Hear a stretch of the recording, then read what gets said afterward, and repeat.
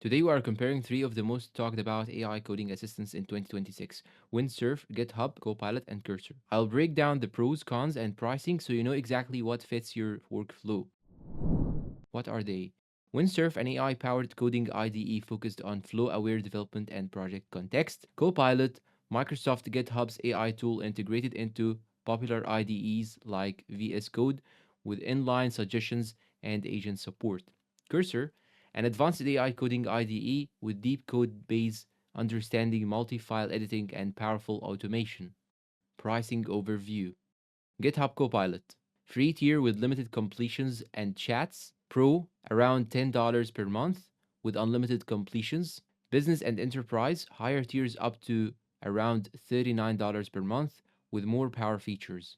Windsurf, free plan with core features plus prompt credits. Pro, around $15 per month with premium credits. Teams and enterprise, around $30 to $60 per month plus per user. Cursor, free hobby tier with trial limits.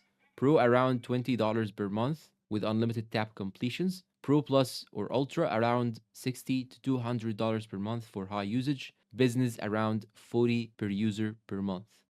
Quick takeaway: Copilot is the most affordable for basic use. Windsurf balances features with a low entry price, and Cursor is the most expensive at full power. Pros and cons. Now we are going to talk about the pros and cons of each one of them. And let's start with GitHub. And let's begin with the pros. Easiest to adopt, especially if you already use GitHub VS Code. Predictable, simple pricing. Good for inline suggestions and standard coding tasks. Cons. Free tier is very limited.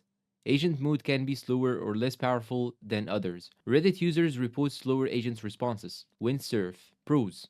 Generous free tier and clear pricing structure, strong context awareness, remembers unfinished work across sessions, fast responses and development flow awareness. Cons.